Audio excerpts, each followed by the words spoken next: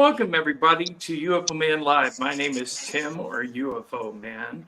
The people on my panel tonight are Rob, Ball, Odessa, and Nos. They're going to help me pick the mind of my guest tonight by the name of Dave Emmons. He is a combat veteran from the Vietnam conflict. Thank you for your service, sir. Thank you, too. Also, he is an author. He is a multiple UFO witness participant and also an alien abduction experiencer. So let's get into the questions. Dave, can you tell us a little bit about your background? Okay, my background as a person, or a background as an experiencer or contactee? Both. Both. Okay, well, my background as a person is I went to journalism school in college, and that's how I got into some of this stuff in radio and podcasting. The writing didn't come out until a couple of years ago, and I'm an old guy. I'm from Vietnam era. But no, I was in small business management. I was an electrician. I went to school at night, played music for 45 years. I'm a musician. I played guitar and drums. And now I just converted my ukulele into a guitar notes, so I don't have to learn the ukulele chords. I'm lazy. So I'm a little lazy there, but no, but I played music, and that's what got me all into this stuff. In the UFO things when I was 13 years old, and I had my first experience. But I've had a lot of hats, I guess, in the professional career field. I had my own restaurant and nightclub. It went belly up. It's afraid to say that, but it did. But then I went into, actually I managed a few clubs. I was in management, but that's kind of boring. What I got into the UFOs, and I went to meetings and things. That was interesting. And then I retired some years ago, and I've been doing a lot of podcasts and writing books. And I didn't start writing books until I was 72. So wow. Everybody has a chance to do something. When I'm working out 3 times a week, and I write books and I do podcasts. So I keep busy, real busy, too busy, I guess. I'm not even retired anymore. But I'm here tonight, I guess, because of my books and because of my experiences. That's what you guys are interested in hearing about. And my first book, What Do They Want? That was a book of all my experiences and all my contacts that I've had with ET. And the second book was a Senseless Wars book. And that was a little bit about my background in combat. And also, I wrote the book mostly for feelings. It's the feeling that you have. Like one of the parts in the book I wrote about when I first flew into Quin Yan, and there's about 300 of us on this big plane, and we saw a bunch of caskets. They were aluminum metal caskets going out to this big jumbo plane, and we asked the sergeant that was on the bus. He said, "This is how you guys are going to end up. You don't get your heads out of your butts." And I thought that was a mean thing to say, because these were dead soldiers going back in the jumbo plane going back to the States. I wrote about that in college, and the professor said, that's a great story. So I felt, okay, I should write this book with more feeling instead of combat, instead of fighting and shooting almost nightly like we did. I didn't want to go on that's monotonous. And this new book, I'm the same way in the sci-fi book that I'm writing. I can't say the title because I don't have copyright. I haven't submitted it yet. But it's a story about an alien Palladian princess gal and a Native American Indian who's the hero. She converts him into a hero. And they battled the underground, the evil people, the reptilians, the tall grays, and the mantis people, and also the human ETs, and which are the meanest. They don't like us at all. So those are the enemy, and they fight them from underground. And right now, that's going on now. There's a lot of that fighting going on underground too. But I combined all my experiences in all these books, in all 4 books, my experiences. And sci-fi is a little different to do besides my other books. It's a little bit more difficult. I don't want to get repetitive with the battles and all this stuff. One battle turns into the same battle. But I'm actually wanting to enlighten people about the realism, about what's going on with disclosure, what's going on with ETs, and they're real. They're here. They've been here. I've met human ETs, and actually I've had a couple of them even say they were, and I got them on tape recording. And so, yeah, these are people that are here. They're walking amongst us, like Dr. David Jacobs said. He wrote that book about it, that they're walking amongst us, and that's true. And I ran into one in Sedona, and I'll get into those stories, I guess, a little later as we go on. Okay. One thing I want to do is also show your other book, which is Angels and Supernatural Entities, the Alien Angel Connection.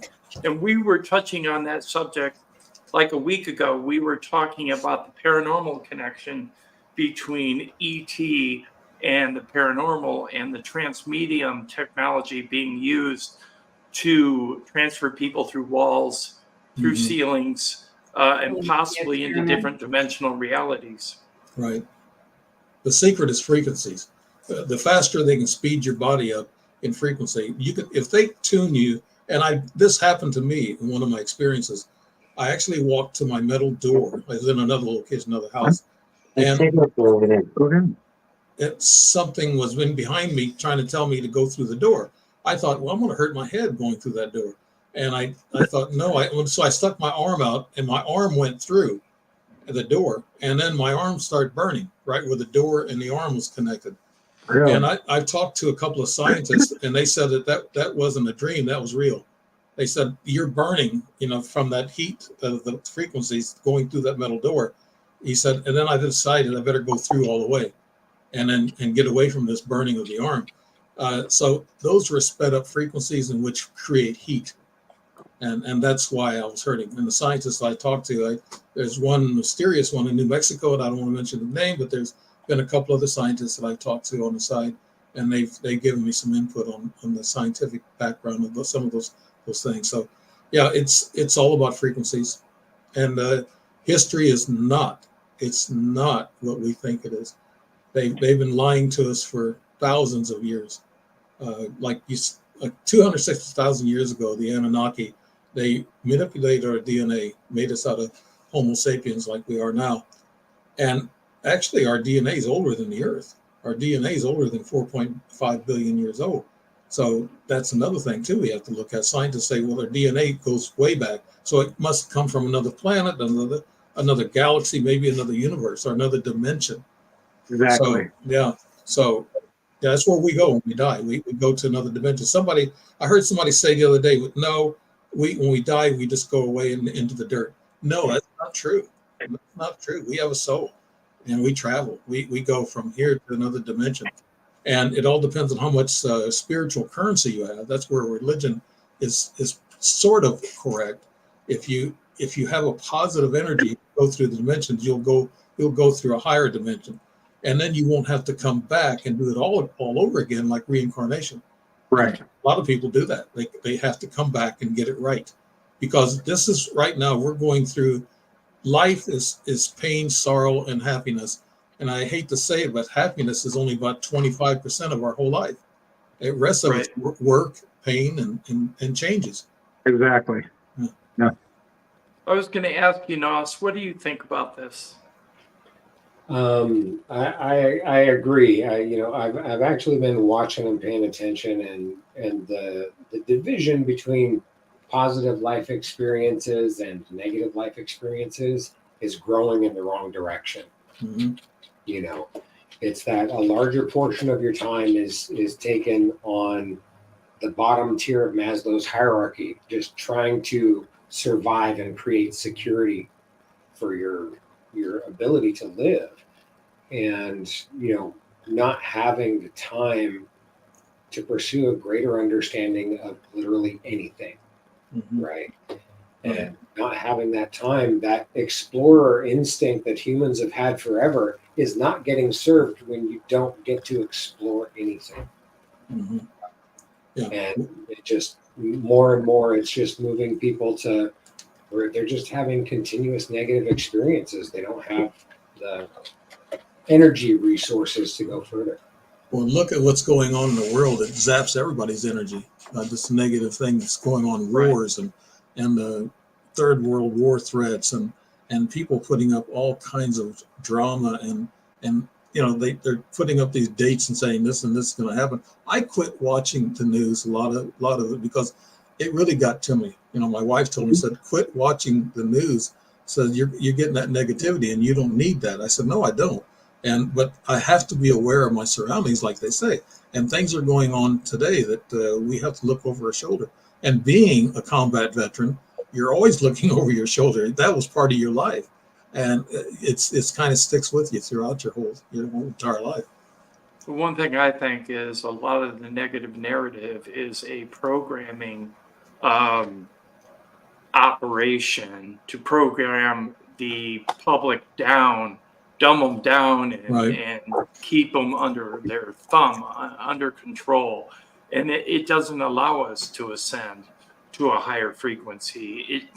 They don't want us to know the truth about our history. They don't want us to know the truth about how we can become more than we are, and that we actually are more than we are. That's right. That's what we need to achieve. And I think through the grassroots movement of you and I, Dave, and Nos and Odessa and Rob, all working on the same idea of promoting the truth in regards to UFO disclosure, alien abduction disclosure, alien activity on Earth and off of Earth disclosure, that will help the masses achieve an awakening. Can you believe, though, Tim, that just here a while back, I almost thought about quitting the podcast and just going and doing my writing and doing that just by itself, because I was hit a few times during the show with other people, other guests, and these guests were actually hacked also. My computer was hacked. They do these little things to frustrate you, to make you quit. And I've been told by several other podcasters that I know, they said, don't quit, Dave, keep going. Don't let them get to you. And that the energy that I was hit with wasn't nice energy. It's hurtful, painful energy. And it was a warning to me. But I also know the spiritual energy. I know the difference between the two. I can feel it from my head to my toe. It just like it's a healing sensation, like a spiritual energy. And it feels euphoric. But the other energy that you're hit with, it'll make your ears ring, pop, your eyes hurt, your head hurt, and it'll be throbbing your head. And so makes you real dizzy. Yeah, let me get a second. Okay. Yeah. Rob, you can say something? No, I'm sorry. There's somebody, my girlfriend's in the background. I was trying to hand off my water bottle nonchalantly. Oh, Sorry. okay. All right. But no, that's, I just think that when you know the difference between the different energies, that's important. The negative energy hurts. It's just like anything else. Pain and hurt is down to the natural thing. If something feels right and it feels good, and love is good and kindness is good, then on the other side of that coin, you have pain, sorrow, and fear. And that's what people are feeding off of, fear, like we talked about 260,000 years ago in the Anunnaki, when they were dealing with the humans, not humanoids, but humans, basically, us. They didn't want to deal with us directly. So that's where the priesthood come in. That's where they made these high priests. They let them deal with the humans. And then the high priest would talk to the Anunnaki, the ETs. And they would talk to them because they didn't want to deal with the people. They said, you deal with these people, the priest and high priest. So that's where we got the religion and the different steps. The high priest, actually, we still got the cabal, the elites, and we got the high priest, I guess you can say. And then we got the middle representatives, middle management, which would be priests and churches and things that are taught to teach us and keep us in control. It's like the King James version of the Bible back in the 13th century. He actually said he wanted a Bible, printed and put out to the people and tell the people that it's a sin to steal the gold from the king. So he could be richer. So he'd make these people feel bad that you're sinful, you're going to go to hell. Well, that's where all this started. If you go to some of these churches, they say, if you sin, come up here and pray and then bow down, but on your way out, leave us some money. That's a problem with me. That is. I've been to every church you can imagine, but I want to get back on UFOs and ETs that started all this. I got to stop you for a minute. Okay. We do have a question from Okay. the chat room, and it's a question for Dave. Can we be aware of the truth and still be happy? It feels like a challenge.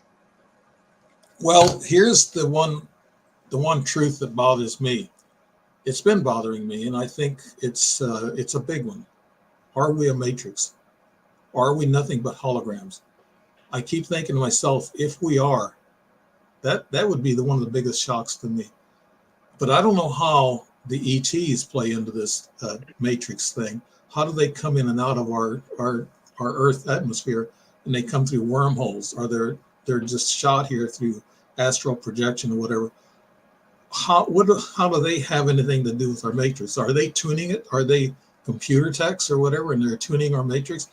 Yeah, if that's, I think that what this person asked the question, that's the thing that bothers me, not the ETs. I know the ETs exist, and I know what they're doing. A lot of them are good, and there are some bad ones, but that doesn't worry me. That's not going to change me a bit if they come out and disclose and even come to my house. They've been in my house before, but that's not going to bother me. But what really bothers me deep down is, are we just AI? Are we just a matrix? And a lot of scientists are kicking that around and saying we are. I don't know how you guys feel about it, but that would bother me immensely. I don't know if we're AI, but I do know that thought and consciousness plays a really big role in our actual existence. Yes, consciousness is key to even communicating with the ETs. And You thought. have to, yeah, yes, you have to be an antenna that picks up the signals from the ETs, and when they come and visit you, that means you have drawn them there. That's why a lot of people call themselves contactees instead of experiencers. Right. Rob, Yes. you got a question for Dave? I don't have a question, but I think, the whole idea of holograms and everything like that, I don't think it's like a hologram type perception. I think they're coming in from other dimensions, kind of like fine tuning us and trying to guide us along the way. I don't believe it's a hologram. It would be too advanced to be a hologram, I believe, to have control over absolutely the whole universe, basically. So, Yeah. Although perhaps our perception of the universe is wrong, Yes. and perhaps how they're coming into our universe is just a different technology. And I think Nos said a few weeks ago online something about some type of drive system that allowed a different species from a different dimension to enter into our realm. Yeah. And they're the ones that are causing a lot of problems right now. Nos, can you extend on that? Well, yeah, it's the phantom drive technology is what allows the creation of a relativity field. And if you understand general relativity, we don't know that we're moving 36,000 miles per second through the universe, on our rotation of, the Orion arm of the Milky Way galaxy, or whatever the speed is. We don't sense that because of the relativity of everything, right? And if you're going to if you're going to not be influenced by the material laws of the universe that you're in, then you have to create a relativity field. And that field separates you from the laws of physics outside of it, because now you are a pocket dimension. Okay. That makes When sense. you see transmedium vehicles, they're not slowed down going into the water or going into a mountain, because they're no longer interacting with the matter on this plane. They are their own pocket dimension. And it's one of those things that I find annoying with the big name astrophysicists when they talk about UFOs and stuff, is that because they don't understand that relativity fields exist, then they're saying, we're baffled by these UFOs that go Mach 8, but there's no sonic boom. The only way to not have a sonic boom is to not be moving through the atmosphere because Right. you're not in the atmosphere. Relativity field, you're shifted out. It's also why Michio Kaku is wrong that none of these vehicles could have organic pilots, because there's no Right. inertia inside of a relativity field. I've always Well, thought are you- that they would be protected by the relativity fields within the Right. center of the crew compartment, Right. and then they Right. wouldn't be affected. It'd be It just looks like anti-gravity. the Earth is moving. Yeah, Right. when you're inside of there, it just looks like the Earth is moving beneath you, Yeah. not that you're moving. It's a different experience. But yeah, it's the technology that lets you shift in that scale.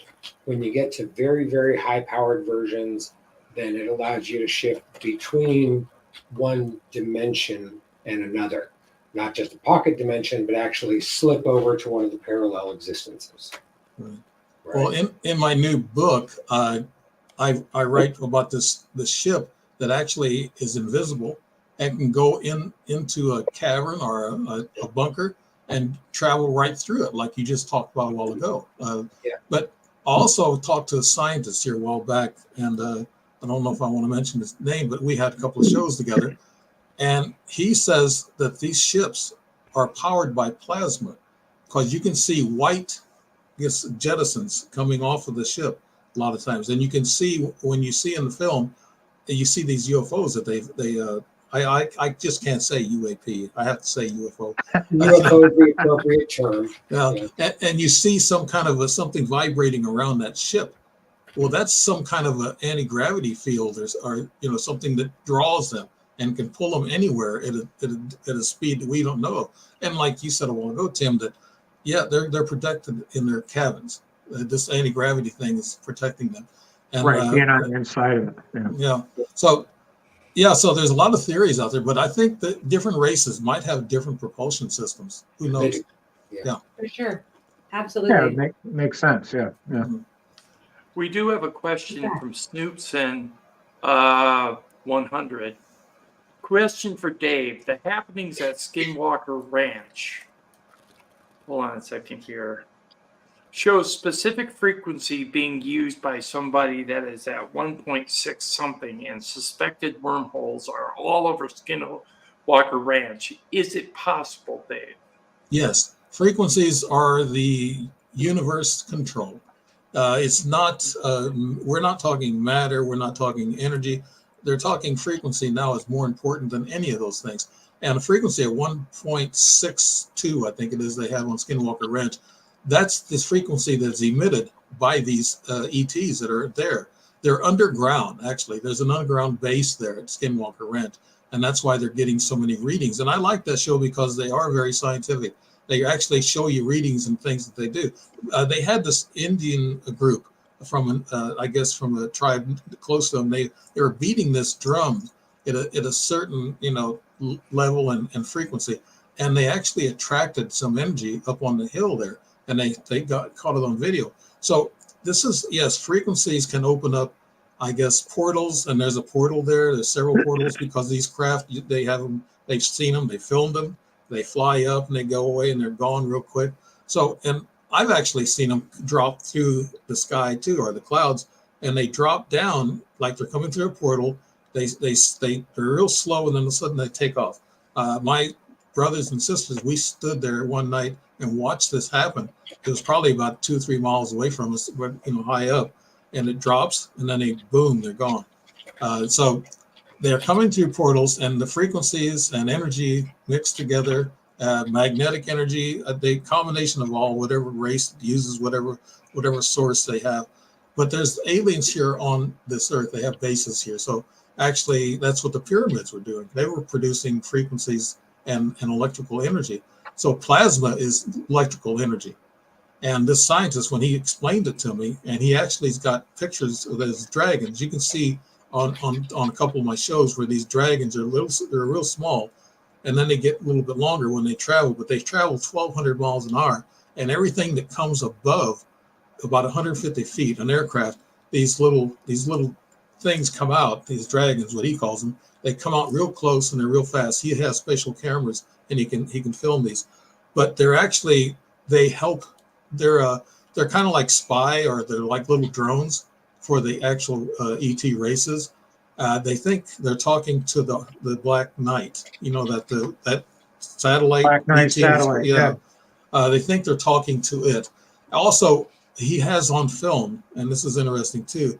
There's a Navy pilot who was flying, and you saw this little swirl of cloud. It wasn't cloud; it's probably smoke or whatever. It swirled like it was a round tubular thing, just like a portal.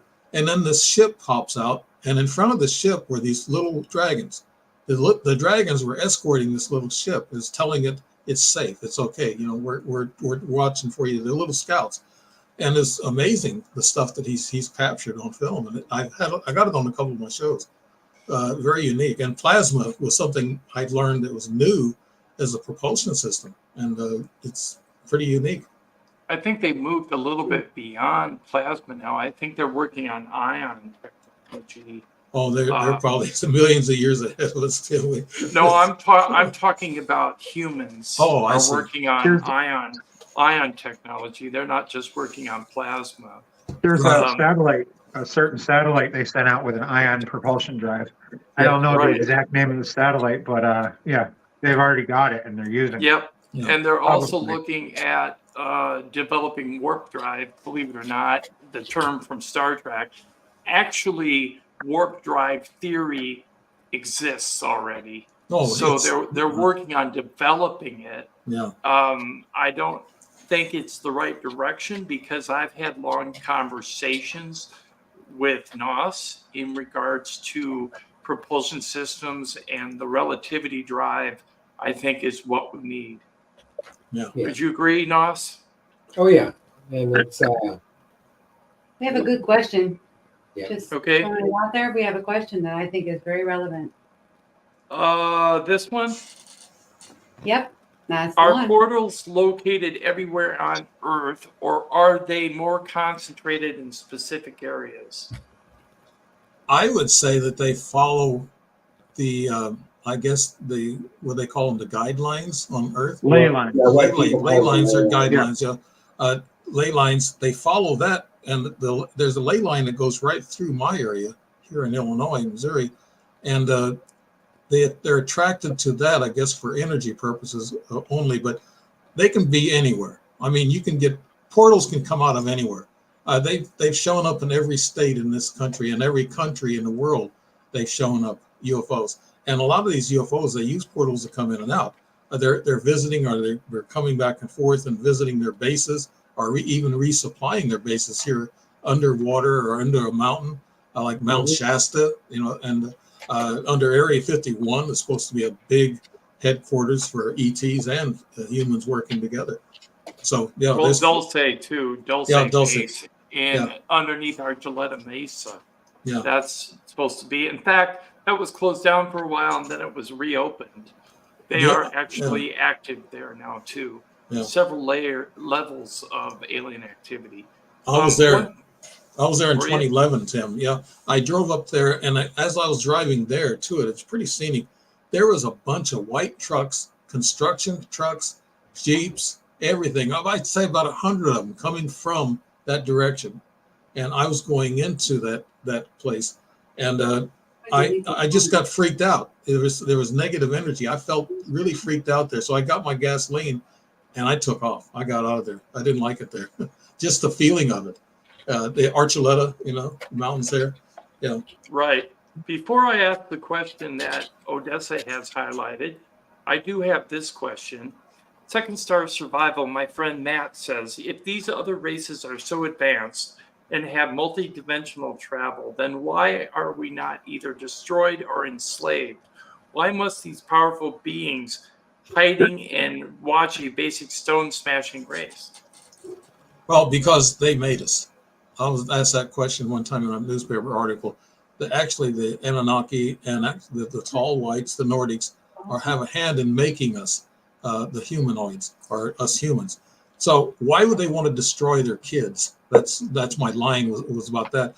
But there are some good races that are good to us. There's 4 of them that work with the government, 4 races that work with the government, and there's several that don't like us. But actually, the ones that are in control are the good ones. So that's why they don't destroy us.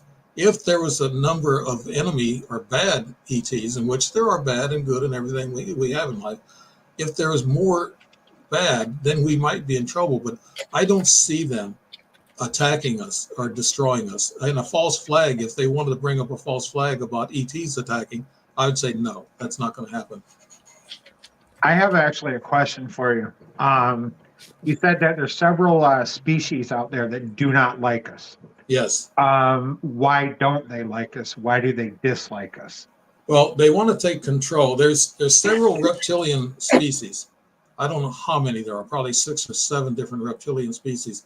I had a species, and I got a reel on the Facebook actually, and this thing was looking into my trail camera, and it blinked its eye twice. It Really? did not have big scales. It looked like to me it had green like skin and black dots all throughout the skin, and it was rough, leathery like skin. It wasn't scaly. So some reptilians aren't as scaly as other reptilians. So there's different ones. Right. I think the ones that are underground now might be in control of the world the way it is. But what they're doing is they're doing it secretly, because you have other, like these other 4 that are helping us that are supposed to be really nice to us. They're protecting us. And somebody was saying, well, what if they, they're not, they could even stop a 3rd World War with nuclear weapons. They could stop it. Yeah. So I go ahead. Odessa, do you have a comment? I do, or I would say I did. I'm trying to remember, who was it? I'm scrolling up. Oh, I asked the question. Yeah, why are we still smashing rocks to make her home? Second Star was the one that I was responding to. And basically, I was just explaining that I believe there are absolutely races that are attempting to share the technology. They're just looking for cooperation without having to go through the government, which obviously does not delineate or disseminate information or facts. So I happen to know that is a thing that is being attempted right now. I As far actually as believe technology sharing is concerned.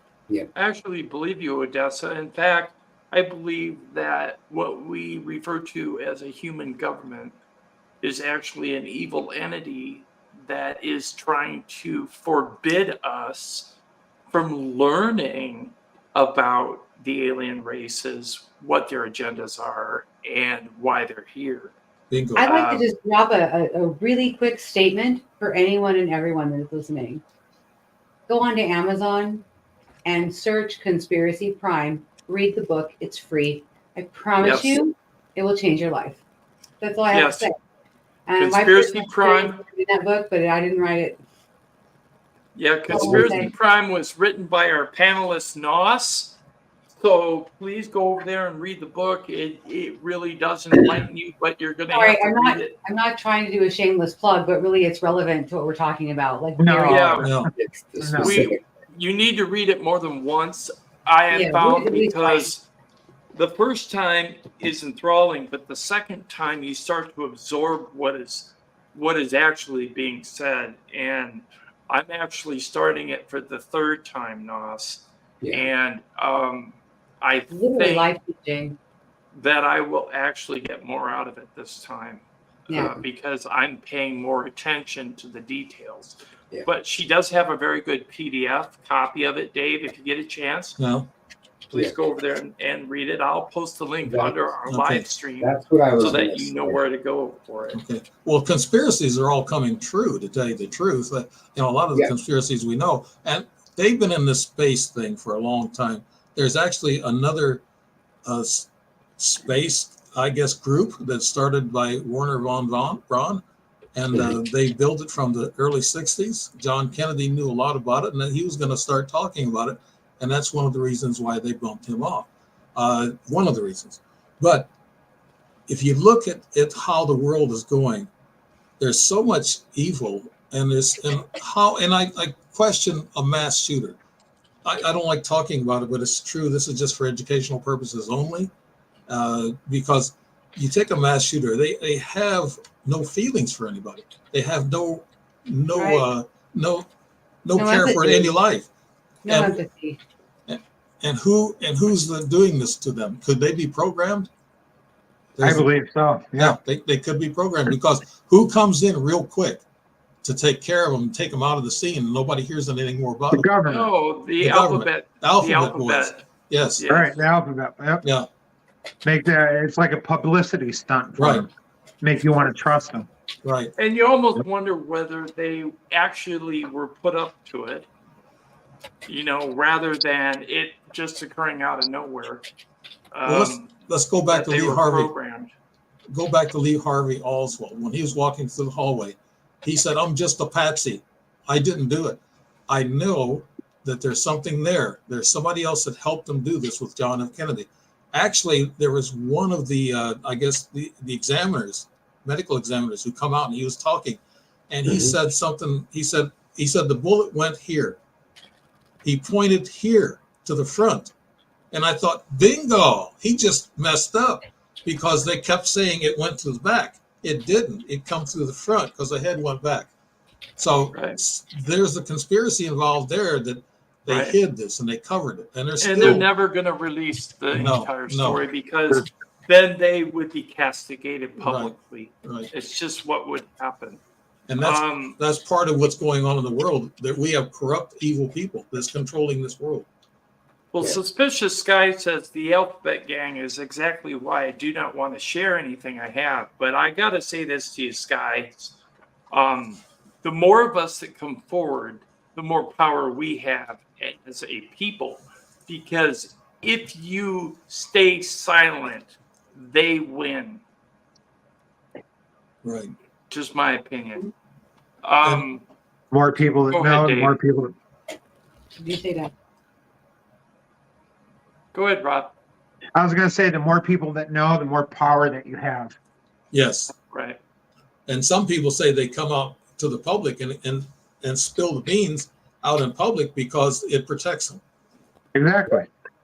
I don't know if Basically, that's, if somebody comes out with that knowledge, somebody comes out with that evidence, and then all of a sudden they just die or they disappear or something happens, kind of what they're saying is true.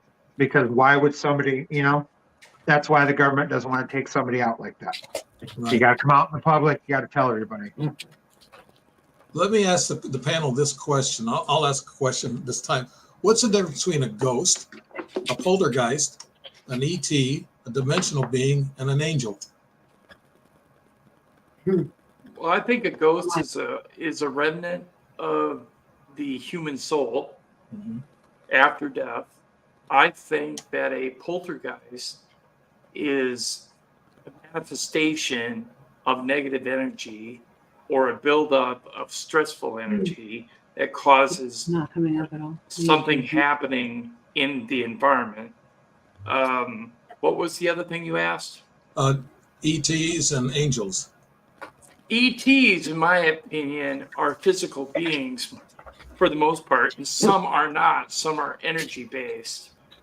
Some are also outside the realm of our understanding of what they are, because they're from a different dimensional reality or a different multiverse. Right. So I can't answer that clearly. And then angels in the Bible were kind of like the description of the Anunnaki, Right. winged beings. So what I'm saying to you is perhaps the Bible got it wrong.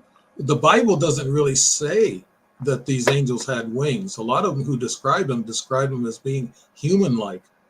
Like in Sodom and Gomorrah, the angels that showed up there.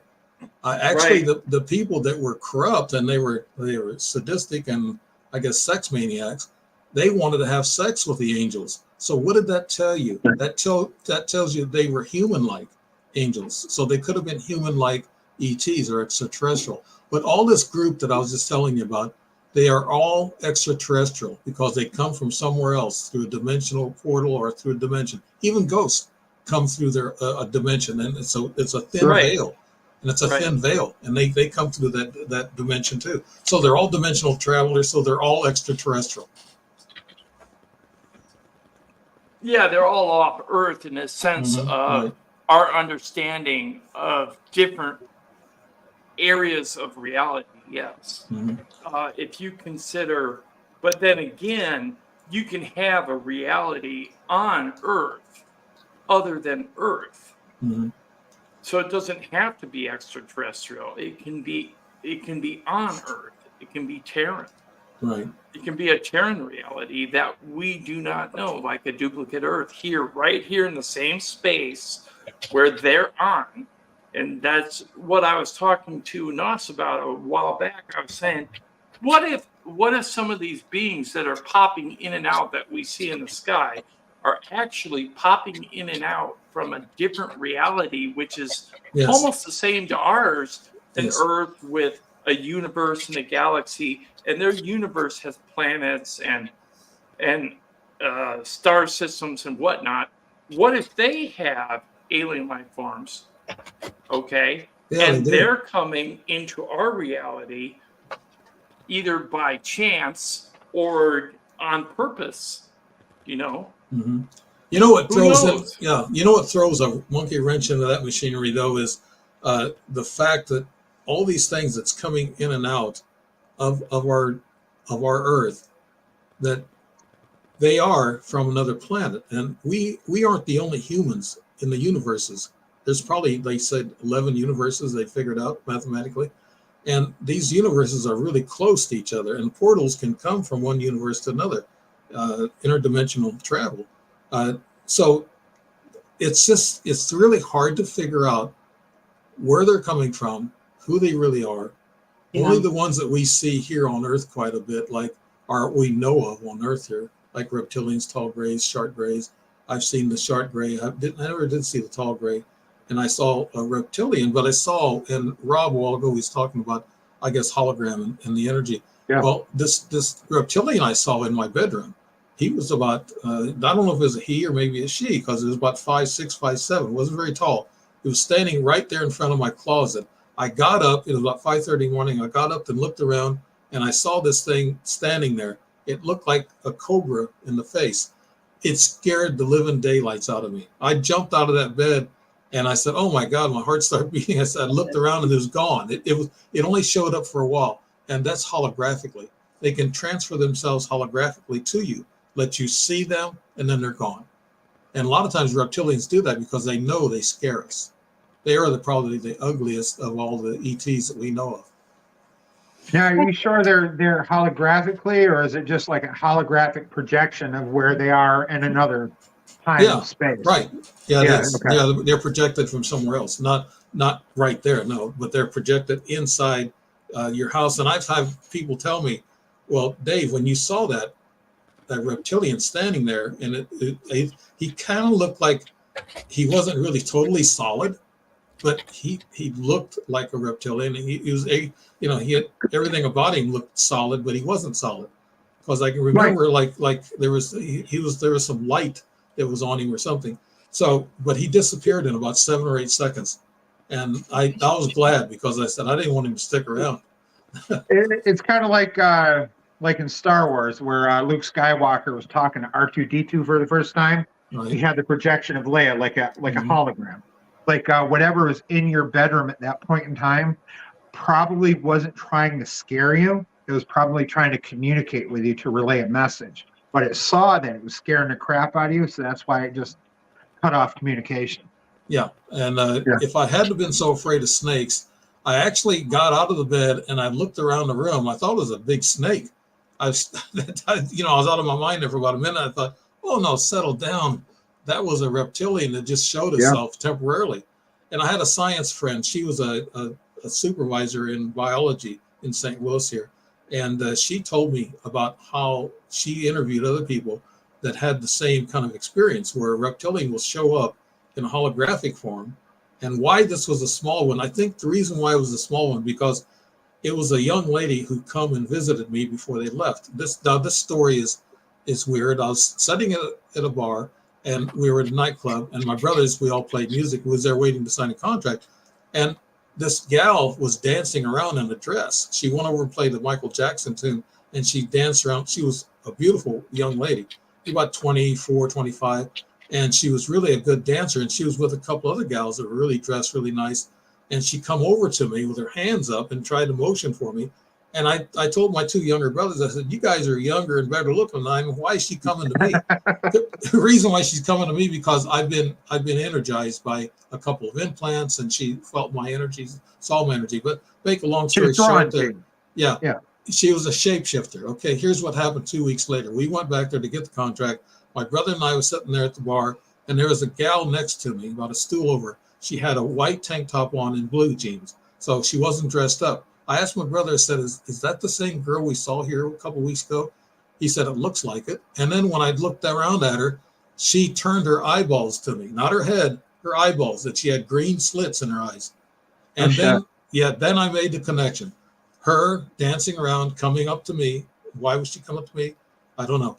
But and her showing up at my house, 5'6", 5'7", as a reptilian, and then seeing her at the bar with the green slits in her eyes. Those three facts put together tells me that there was something about that incident and about her. Yeah. That's shape-shifting, yes. Or just a projection of a human form, because they may be maintaining their physical form, just projecting an image that you see and perceive as a human. Right. Well, in angels, and you guys, that with angels, and you talk about Jesus Christ, they say that Jesus Christ was a shapeshifter and that he could change his appearance. And that's why, it gets a little bit edgy when you talk about religion, things of that nature. And I had guys tell me, said, that's going to be a hard book to write. You find out these facts. And it says that actually in Judah's book, Judah's book that they didn't put in with the rest of the Bible, 45 books in the Bible, they didn't put that in there because Judah said when he talked to the high priest and their soldiers, their guards, when they went to the Garden of Gethsemane that night, they asked him, when they give him the silver, they said, how will we recognize Jesus since you said he's a shapeshifter and that he can change himself into a tall blonde, a short, bearded person, or, different shapes or different people. And the high priest said, how are we going to know who he is? And Judah said, I will go up and kiss him. And that'll show you who he is. That's why Judah had to kiss Jesus, because Jesus could change his shape. He could be a shapeshifter. So that's what happened with that. If people can believe it or not, but that's what is written in the Egyptian scrolls that they had, the papyrus, and also they wrote it in their book of the dead. So you can look it up in the Egyptian books, and also the Bible kind of leans towards that direction too, because you got two angels that actually produced Jesus with Mother Mary. Okay. Yeah, okay, let's get back to the UFO topic a little bit. Okay. We're straying away from that. Yeah. Well, I was trying to explain the difference between angels, ETs, and stuff like that. Right. No, I appreciate that greatly. We got some questions. One for Odessa. Conspiracy crime seems blocked from Canada. Link says forbidden and not showing on Amazon. So I'm just letting you guys know. Link in Discord for the PDF. So you were canceled. I'm just checking to see if there's any questions in the chat.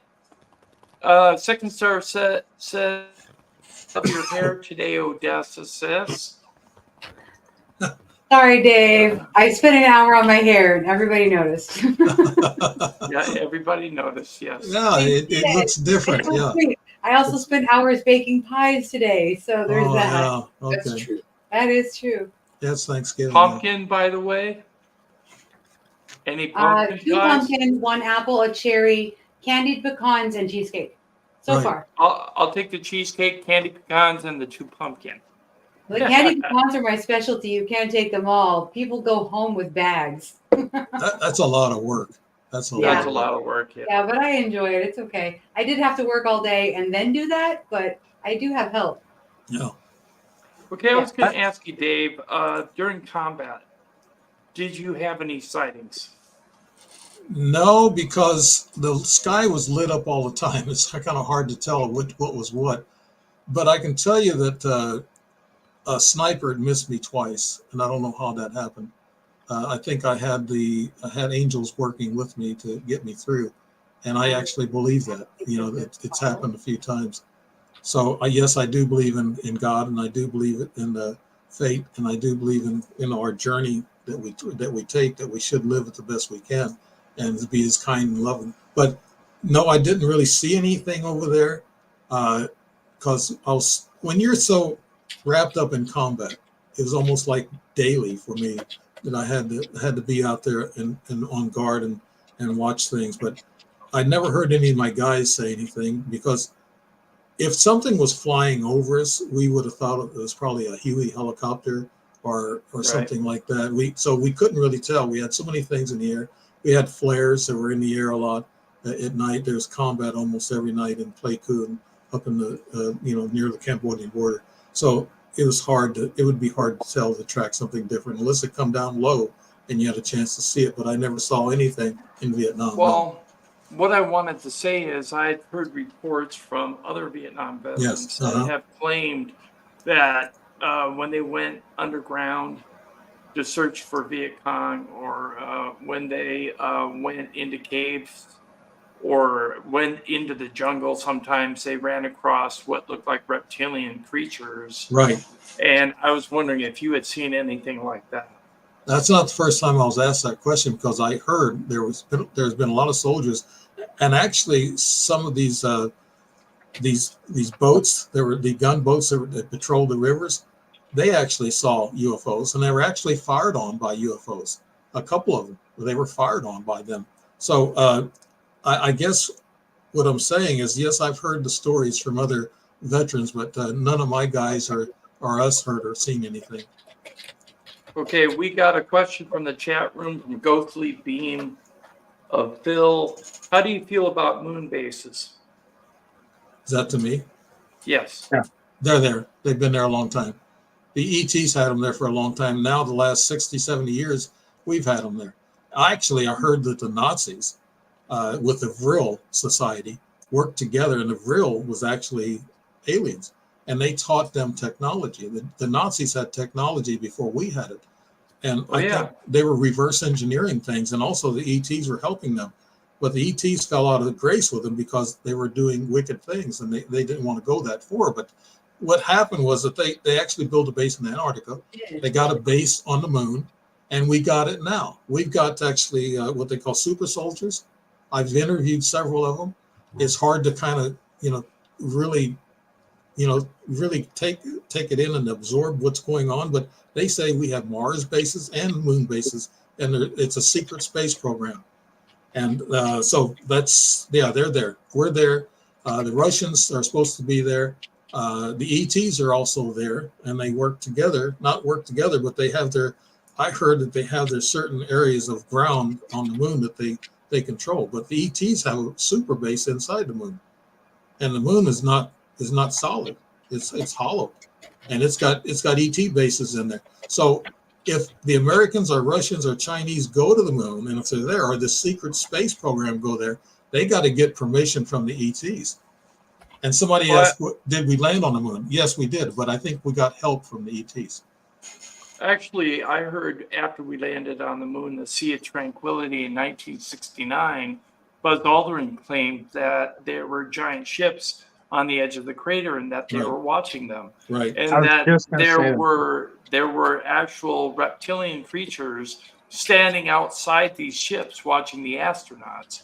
And why you only saw the scrubbed footage was because I can't think of his name. The movie producer who made a clip of the moon landing in the sound stage. Right, I know they could insert that into the live feed so that the public couldn't see what was on the surface, and that we were warned off the moon. Now, according to my friend Noss here, and I want her to explain about the moon. Noss. Well, yeah, when we really cover the moon thing in depth, it's going to take us a while. Right. But I mean about the hollow moon. Are there Yeah. bases inside? So the moon itself is as good a place as any to park your ride when your previous parking lot gets destroyed. Yeah. You know, when you look back across the histories that were not destroyed across the world, you know, you find a lot of talk about how their celestials, sky fathers, whatever they wanted to call them, came from the north, right? Well, I don't know if you've taken a look at Google Earth recently, but there is no more polar ice cap on the north. It's the Arctic Sea now. There is no North Pole for Santa to have a workshop at. It's gone. It's just water now. So when you look back at all this old lore on, you know, this being the place that the advanced beings that taught agriculture and architecture and mathematics and, you know, astronomy, you know, came from the north when they came to the people to give them this information. And now that the polar ice caps on the north are melted, that's not a normal parking spot anymore. There's freighter traffic going through there and all sorts of other stuff. So you want to have bases where you just park and get out of the way. Well, next best place humans can't easily get to, the moon. And guess what? The media keeps that away from us, right? Oh yeah. So we don't know that. There's something that I actually covered a few years ago with my channel, which was what I call the lunar wave, which looks like an energy band that's coming from one side of the curvature of the moon to the other side of the curvature of the moon, as if something is being projected or some type of energy field is being used to prevent us on Earth from seeing what's actually on the surface. What do you think about that, Nos? I mean, it's easy to do once you get to the technological level of that stuff going on, but it's really a lot easier to cloak individual craft. You know, you can cause disturbances in the light around them by having cloaked vessels, Right. but it's a lot easier to cloak a craft than to project a hologram the size of the moon. Mhm. Well, I've seen the waves go across the moon. The electrical, it's like an electrical line that goes across Yeah. the moon, and it goes from top right to top left, and it's cyclic. So you wait about 20 seconds, and another one will come across, and everybody's trying to figure out what that's from and why it's there. And I've talked to several astronomers who do not believe that it has anything to do with the environment on the moon. It has to do with something outside the moon or something that is being projected. So that's why I wanted to ask you, Dave, what did you think about that? I think they're using this Project Blue Beam, I think, very extensively, and they know how to do it. And they can do holograms and shoot them up around the moon, actually. And of course, they got craft up there around the moon. In history, and I think, Nos, you might know this too, but in some of the history that we've had, like take thousands of years ago, they said there wasn't a moon. The moon has just come to us, I guess, a few 100,000 years ago, and it hasn't always been here. So that's a kind of a secret they're keeping from us. But also that wave that you're talking about, that could be created by our scientists, our Project Blue Beam, and we got the DO weapon. I don't want to get into that either. That's touchy. But I wanted to bring up I thought you guys were going to bring up this thing about the horizon and the flat Earth theory. The flat Earth theory is going crazy now, and I don't know if I buy it. There's a firmament they also talk about that we can't go through the firmament because it goes over the Earth like a dome. And I'm not quite so sure about that. I'm just hearing a lot of stuff about it, but I don't think it's true. I think that space or the universe is as big as we think it is? No, I don't think so. I think it's different. And a lot of scientists are finding out a lot of things out there in space that are completely different than what they've been taught and what we've learned the past 50 years in our advancements. So What do you think? What do you think about the universe being a living organism? that's a possibility. I think everything's alive with frequency and energy. We don't have really solid matter. What do they say? They said we're our cells and our atoms, they're so far apart that we're just energy and frequency. Our bodies are, and that's where they're getting this hologram thing, and that we consist of frequencies. And if you listen to certain frequencies, they'll actually make you feel better. They can actually heal with certain frequencies. So yes, I agree that the whole universe is nothing but a frequencies. And God, I do believe in God. I believe God is in the center of all this energy and frequency thing. But they say frequency is the key to everything at this point. They used to think of energy, but it's frequency. We're all made up of certain frequencies. Well, I'm going to say this. The Hopi Indian tribe had a fable or Indian lore story where they expressed the idea that the universe is connected by a spider web, and everything all the energy in the universe runs down this spider web. So if something happens on Earth, it affects Jupiter, or it affects Uranus, or it affects Saturn. Okay, and it's felt throughout the universe, and not just our galaxy, but the entire universe. So if we do something that's dangerous here on Earth, like a nuclear bomb test, Yes. right, that disrupts so much in our environment, right, in our place of existence, it's going to notify everyone out there that is sentient and intelligent enough to understand what we're doing to our own selves. Mm-hmm. And so the Earth is connected by this network of what is on Earth, which Gnosis explained is a grid. And I think that grid extends out. It's Right. 3D. It's definitely three-dimensional, Yeah. for sure. That's not a question in my mind.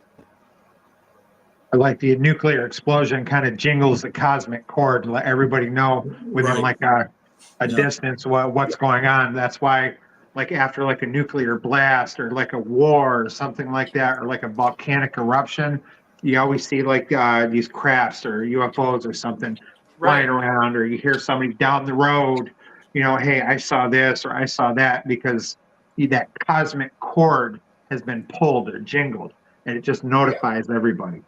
Yes, you're right. Thank you for speaking up, Rob. We appreciate that. Thank you for talking. We do have a question. I said thank you for speaking up. Oh, yeah. You're welcome. Yeah, we do have Good a to hear question, from you. Dave. Sorry, I'm on my cell phone. Sorry, we got a question from Live Light in the chat room. Can our limited human brain even absorb and truly understand the truth about the universe? It's so incredibly mind-blowing. Dave. Well, the mind can't, but your consciousness can. We have to get outside of our minds. We have to get outside of our minds, our physical minds, and our consciousness can travel. Matter of fact, the scientists say when we go to sleep at night, the reason why we need sleep, because we leave this dimension and we go to the fifth dimension. So consciousness is the thing that really is important now, to understand everything that we're involved in, understand the universe, as you were saying, Tim and Rob, talking about the universe and the string theory and things of that nature, the energy, the frequencies. It's very important, but consciousness can hook up to these frequencies in the universe, and we can understand it with our consciousness. Because when we leave our bodies, this flesh body, when we leave it, we're going to become really smart. Our consciousness and our soul and our spirit's going to be free, and we're going to know the universe. We're going to be traveling through dimensions, and we're going to know these things. So, no, our mind it is a physical sense. No, unless you got an IQ of 300, you might be able to understand it a little better. But I think what's going to kick in gear is the consciousness. It's way smarter than us, and our energy in our body, our souls, are stronger than our bodies. And we can actually, Absolutely true. Yeah, we can actually take our energy, and you hear the I am theory, I am energy, I am, you can manifest things. And I've done some small manifesting. I think about things, and then all of a sudden it turns up, it does in a small manner. But people can use their consciousness and get into this manifestation. And yes, they can understand it. You can understand it in your next life. Let's say it that way. you don't have your meat suit weighing you down, so Right. you're more free. You're more in touch That's with right. the archives. I forget what it's called. Like a universe. I forget what, like the Universal Archive or something like that. Like your Yeah. body's not weight. I forget what it's called. No. You kind of like uploaded. Are you There's talking more about like a term for it, of course. Right. Yeah. The Akashic? Akashic records is That's the There you common go. Right great there. term. There you go. that's Akashic the new records. term Akashic being records, used yeah. I around don't like the as term, popular. but everybody recognizes that term. Right. Yes. Yeah. I do have a question about consciousness and about leaving the body. What is your opinion, Dave, about star seeds and their missions on Earth? There's different levels of star seeds. Some people might consider themselves a star seed if they understand the ET connection with us. And what they do is they try to enlighten other people with it. Some people are higher in grade in starseed.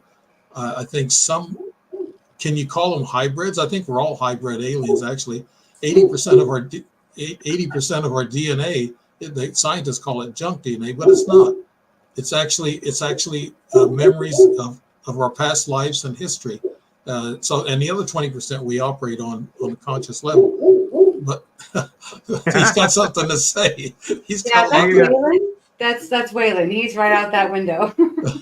He's a 128-pound Great Pyrenees who was inbred and wow. rescued, and we love him to death. But he will bark at a leaf for 3 hours. I'm so Oh sorry. my God. Wow. Yeah. But yeah. I'll let him do the talking now. Hi. Yeah, Yeah, he's just saying yeah. hi. Yeah. But yeah, it's kind of a really, if you really think about it, when I was a kid, I was 7 or 8 years old, I had this older guy, older boy, teenager, who told my brother and I, said, here's a question. He was Indian too, a Native American Indian. And he said, think about it. He said, where's the end of space? It's infinity, and it just keeps going and going and going. So, but where is the end of it? What's on the other side of it? Is it God on the outside? Is a glowing, bright energy and frequency that manifests everything that we are?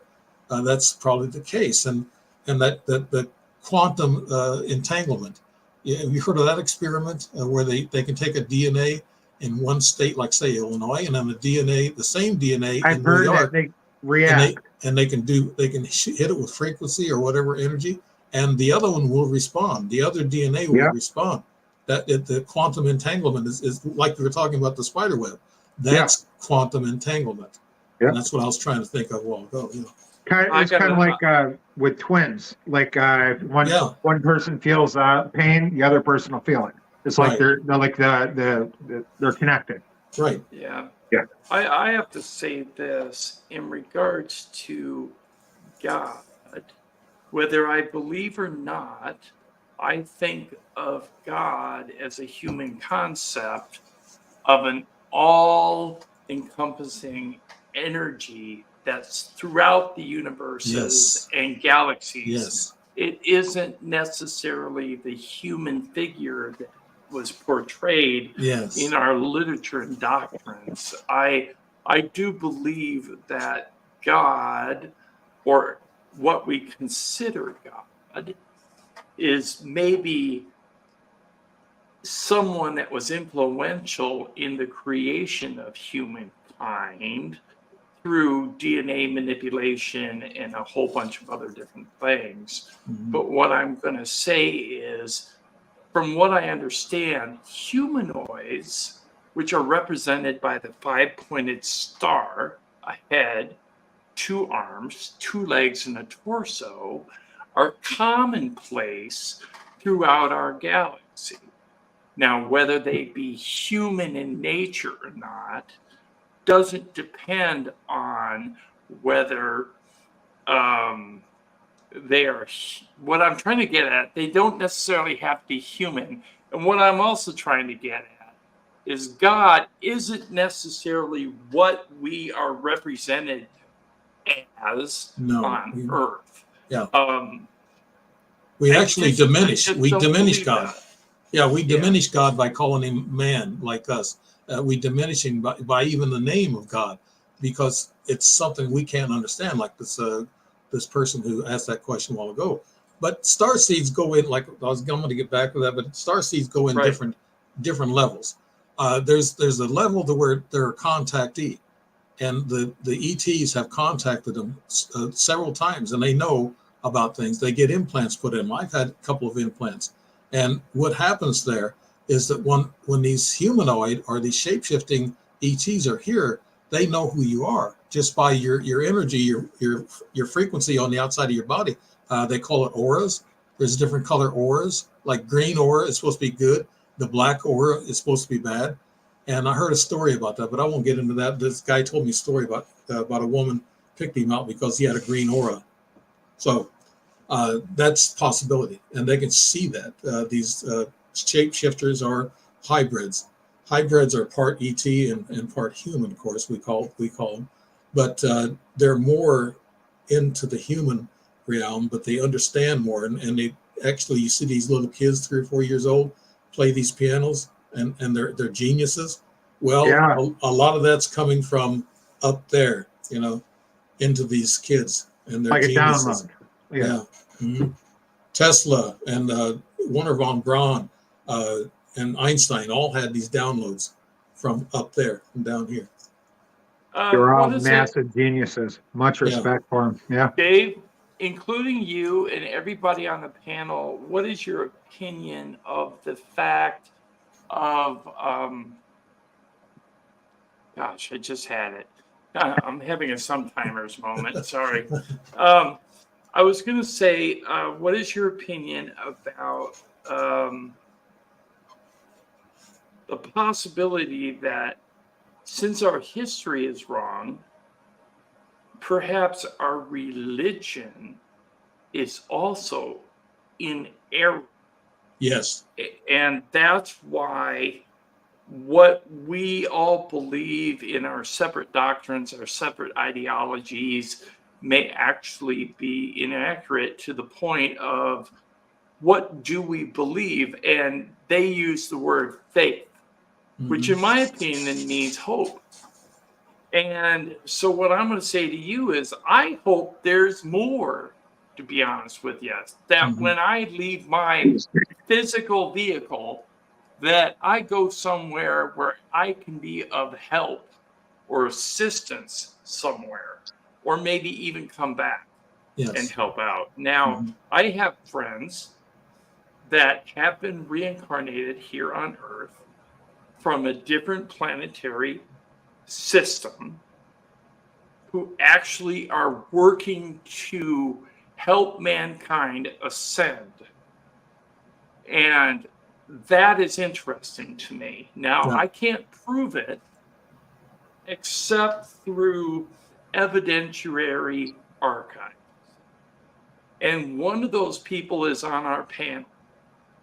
Can you pick her out, Dave? Right there, yeah. The one with the 1940s good-looking hair. Yes. No, the one above No. her. Oh. I thought she was waving her hands like she was it. I don't know. I don't know them that well. So, but yeah. Nos Pointing up. is There you go. Oh, she's Nos pointing up. Okay. Nos has been incarnated here as a human being to help or try to bring enlightenment to the human race, in my opinion. Nos, tell us what you're doing. Yeah, I'm interested.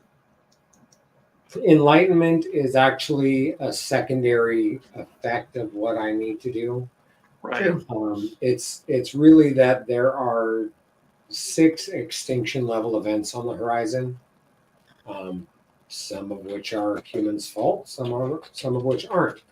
But like if you know what's been going on as far as scientific research and everything goes, the amount of white papers actually being published by the United States scientific researchers has gone down by like 80% in the last decade.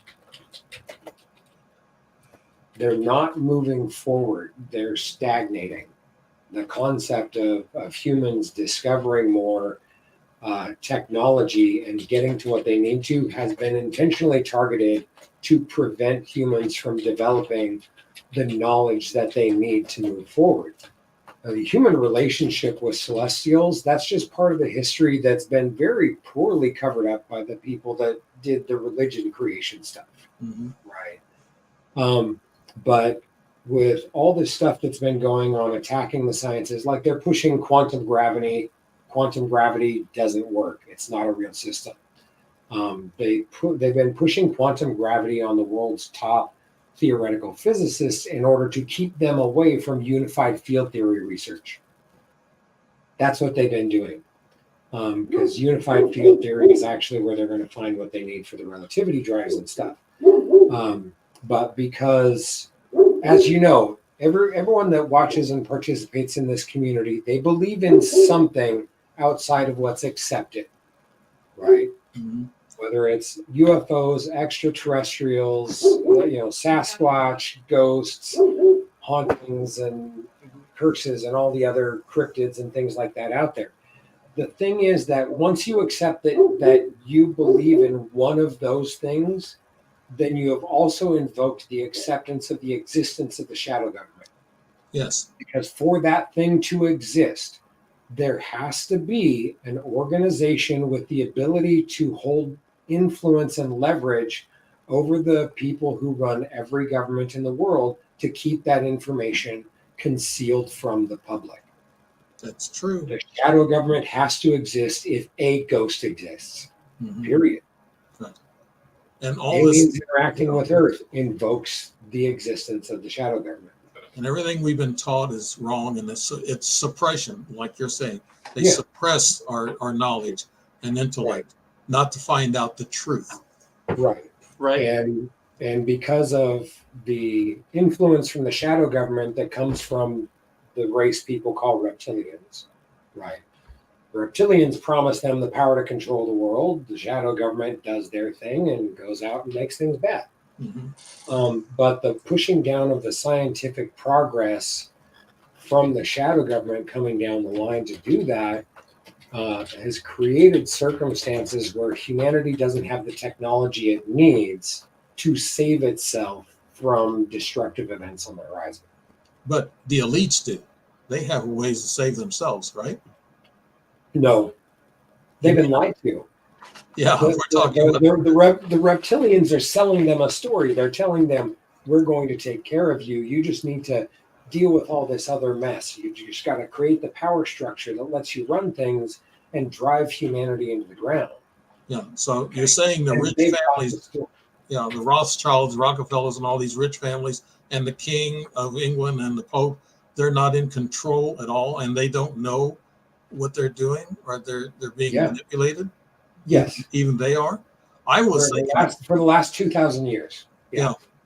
I was thinking they knew what the game plan was, and they're putting it in action right now. Yeah. You would think so. You would. They have been told a game plan that works as the narrative to create the motivation for them to be willing to inflict all this suffering on humanity. Mm-hmm. Okay. When you understand the psychometric data that's collected across all the social media platforms, I can have an AI analyze all the communications you've ever made online. It will be able to tell me what your pain points are. What are the things that can be created in a post that are going to provoke you to stop and actually read the article that it creates? What's the type of wording? What's the language? What's the emotional value? What's the average sentence length? What are the specific things that can exist in an article that provoke you to leave a comment?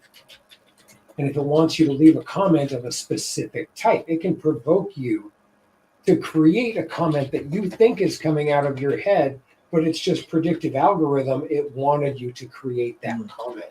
This is basic psychometric data that humanity has the capability of, and it's being used by governments and corporations to continue driving people's thought processes away from opening their mind and having enlightenment and all the other things that come with it, and driving people down just into a survival state.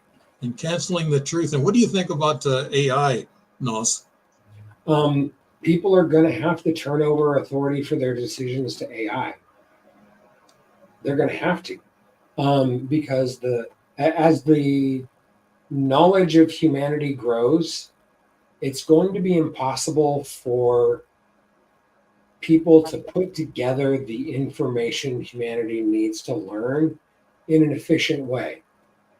But we're at the verge of the point where I would be able to say to the AI that's there, okay, go and analyze all the information that exists on the internet for learning guitar and look at all the results that have been cited by people. All the times people talked about the methods that they learned guitar and how long it took, and actually gauge the performance and the accuracy of their performance. Take all of that data from everything that's happened online. Okay, now create a guitar training program that's specifically going to be the one that lets the brain process the information fastest so that I learn guitar fastest and have the ability to do this. The AI will be able to, on the spot, create a video training program for you that is the most efficient method of training for you to learn the new thing, right? All of the scientific research papers that have been done on neuroscience, great, Yahoo. They've researched things. They understand what happens. They're not applying any of the information whatsoever. Okay. For just basic, for instance, here, I can destroy the education system in 30 seconds. The brain only turns what you have learned into memories when you fall asleep. Why is school in the morning? Children are being exposed to the information. It's deteriorating in their short-term memory all day long until they go to sleep. You've been studying this stuff very, very well, Nos. I mean, it's my responsibility to know all this stuff. Oh, but that's just one thing. They've gotten people to make sure that they embrace the concept that they are good multitaskers. Multitasking. They want everyone to put it on their resumes. They want to focus when they have you at work. They have you doing 2 or 3 things simultaneously. Multitasking is fiction. It doesn't actually happen. Your mental focus is performing task switching. It has to go from one thing to another. And even basic task switching, you lose 30% productivity for the performance of either task because of task switching, because you lose out on momentum. Okay, you're getting That's great. getting a lot of good detail here, but I think you're losing track of the overarching theme of what you're talking about, because you want to provide information to help, and I get that. So what I was getting at is that all of this neuroscience research has been done. This all exists in white papers. It's all out there. Okay, things that will accelerate the human learning process to where people learn at 20 times the speed. And that's before you bring in biological modifications, right? So when people are capable of learning at those speeds, we're going to need AI to keep up with the new teaching methodologies for how to process all this new information that's being developed and put it into a format people can digest. Yeah. Like an old guy like me, I'm looking into AI, and I've had some drawings made by AI, and for my next book, and it does a decent job, but you have to tell it everything. But you can't get the same drawing on the same content, the text that you write.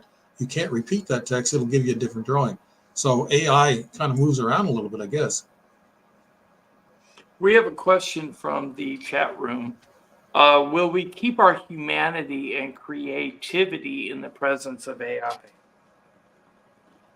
Anyone? No. So what do you think? You're the thing is that, I mean, if I was going to make a joke, I'd say, why do you want to keep your humanity? What's it done for you lately? No, the thing is that the technological developments to be able to provide humanity everything they need through automated processes is in place. There's no need for anyone to work.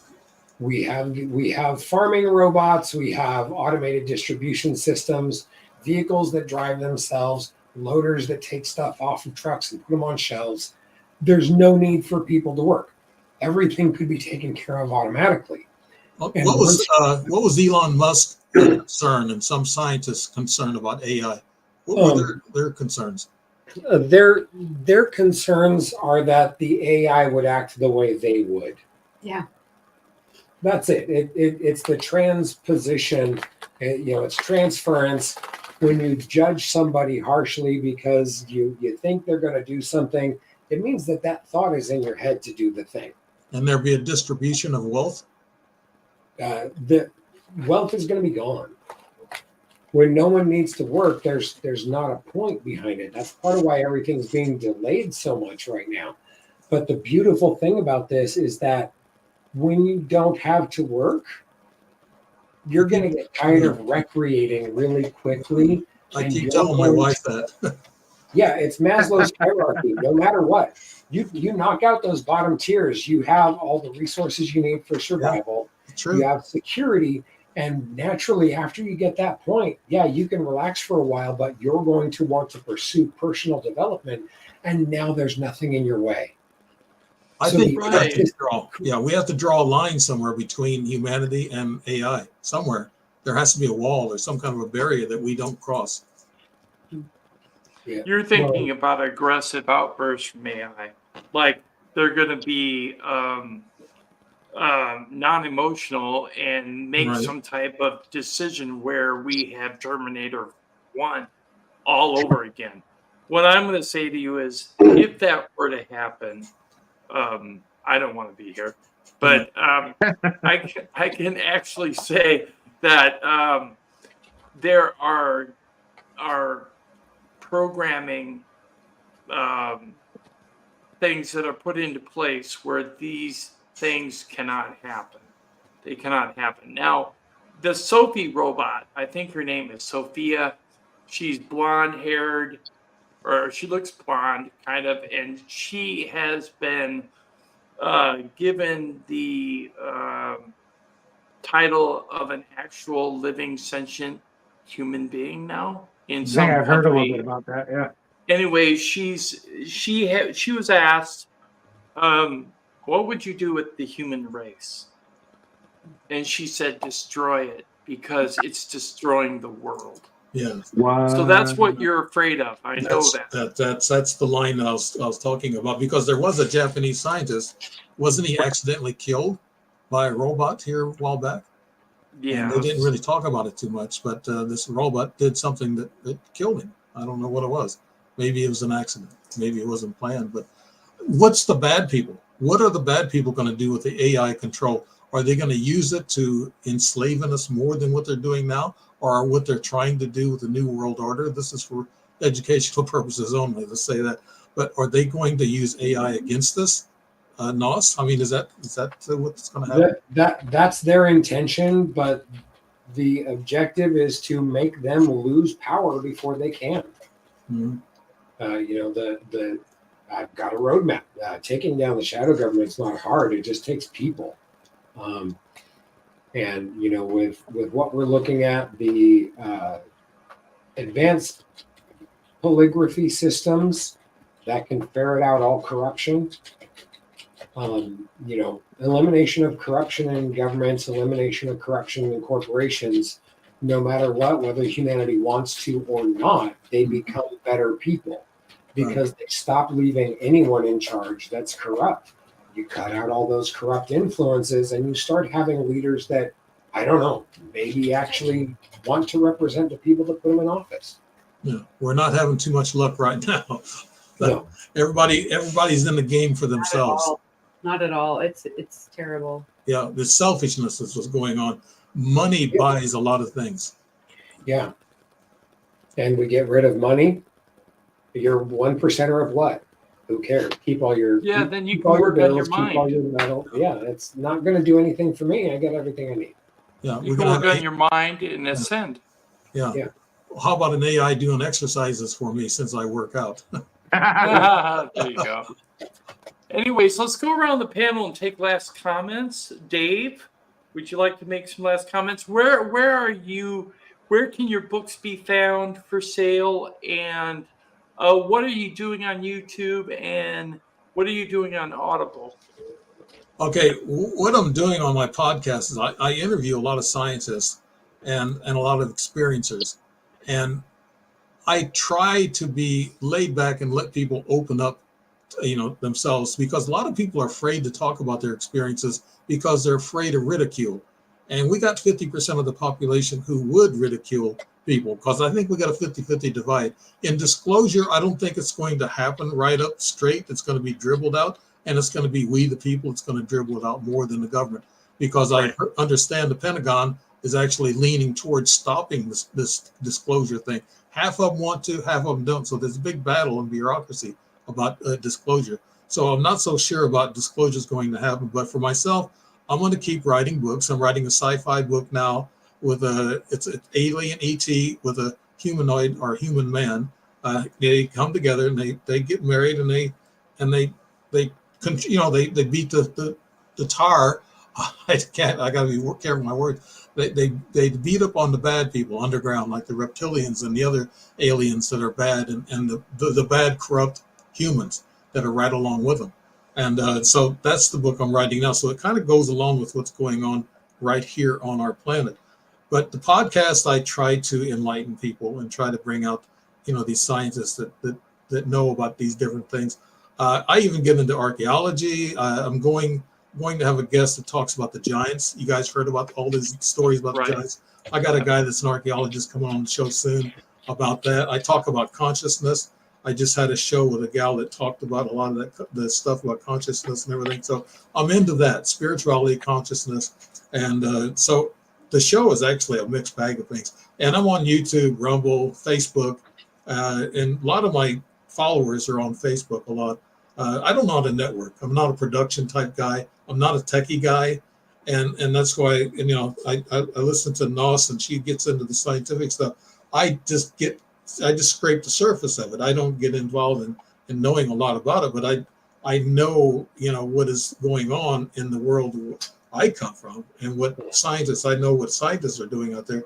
But to learn all this, you're going to have to kind of escape, and you do learn at night, just like Nos said. You do learn, your memories and everything churn at night, and you actually travel to another dimension. You have some really great dreams sometimes, some bad dreams sometimes too. But all I want to say is that I wish people would be more enlightened, open their minds. And if I'm doing that with my shows and my books or whatever, then the money is not a big reward. You don't make big money in UFO books. No, You no, don't. you don't. I've actually been demonetized several times for no reason at all, so I understand the money issue. Okay, I Just also in want case, really quickly, just in case Dave can't see the screen, Esmeralda wants to say thank you for a very interesting panel. Just wanted to let you know, in case you weren't reading the chat, we've got some thank yous from the audience, Dave. I just I wanted to let did. you No, know. I'm not seeing the chat. It comes up real That's quick. okay. Here That's it all right. goes. Oh, Just know that you're shoot. Here it appreciated. is. Thank you, Tim, and your wonderful guest, Mr. Emmons, and your very interesting panel. Such a great discussion. That's the one I see. Yep. Anyways, happy to find it. Esmeralda is a loyal follower of our channel, and Esme, I would suggest to check out Dave Emmons' YouTube channel, and it's called what, Dave? It's called Strange Reality. Strange Reality. So check it out. Go over there. Drop him a sub, everybody. Watch some of his content. Give him some thumbs up, and let's push him up higher so the algorithm treats him fairly. I don't know if that's possible, but we can try. When you get throttled, it's kind of hard. He does have three books that are out already. I will show you again. What They Want by Dave Emmons, a true story about 59 years of interactions. That's available on Amazon. Also, Angels and Supernatural Entities, the Alien Angel Connection, that's available on Amazon, as well as his Senseless Wars and Conflicts as perceived by a combat veteran. Please go over there, check out his books, pick up a copy, perhaps write to him and see if you can get a signed signature on one of your books. That would be awesome. Otherwise, Rob, any last comments? Yeah, I'd like to say it's been a pleasure being on the panel today, talking to Dave, listening to his comments, and he taught me that when I think I know just about everything there is to know, there's always just a little bit more. But Very it's been nice. cool talking to you. Nicely said. Thank you. Nos. I'm really excited about having Dave as a guest here Me because too. the representation with what you're pursuing, it breaks the old the old adage, you can't teach an old dog new tricks. Right. Right. It's that I've seen so many of the silents and the boomers that they stopped thinking decades ago. They do. They're Yes. not trying to learn. They're not looking for anything more than what they already know. Mhm. And having someone who is mature, who still has their mind intact, that says, I'm not buying the story anymore. I don't know if I'm ever going to get to the big dirt, but I'm going to start digging. Right. There you go. Yeah, it's great. And it's been enjoyable with you guys too. And you know, thank you. And Tim, Thank you. Rob, and the Oh, 40s and the absolutely. 1940s girl with the nice hairstyle. Odessa, yeah. I worked very hard on that. Thank Yeah. you. It looks nice. It really does. It really Thank you. does. Yeah, like big band era, which Yeah. is really cool. Yeah. Yeah. Those are victory rolls, by the way. World War II. Just saying. Yeah. Okay. Hey, Odessa, do you have a last comment? I do. Two things, actually. Well, three, technically. Robert, I wish you had talked more. I liked everything that you said. I wanted to hear Thank you. more. I hope I hear from you again. Dave, thank you so much. I was really enthralled with several of the things you had said, and it got me thinking, and that's always a good thing for me. And for anybody who wants a copy of Nos's book, email me, ODESSABENNETT, the number 1, at outlook.com. It's in the chat. I will send you a free PDF. It's free. I will just give it to you. I don't even care. I just want more people to read it. It will literally change your life. I want to take a Here look. it I want is to take a right look here. at it. I really do. Gladly. I dropped the link in the chat, but we can send it to you. If you wait till after the show, we'll give you a direct link. No problem.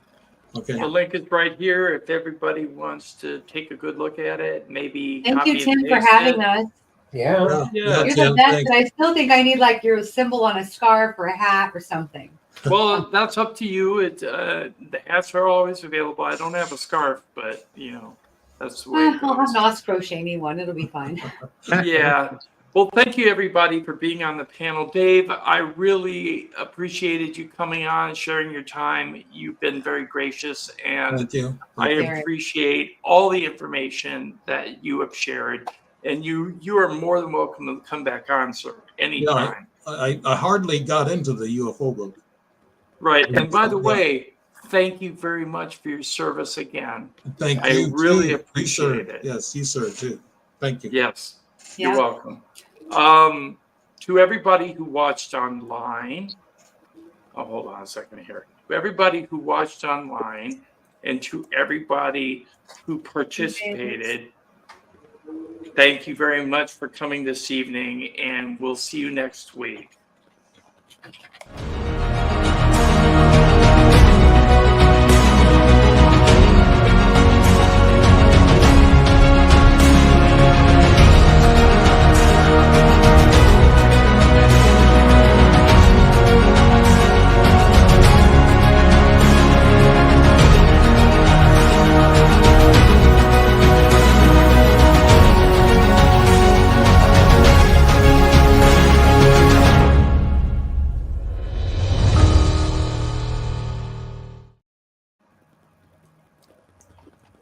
I can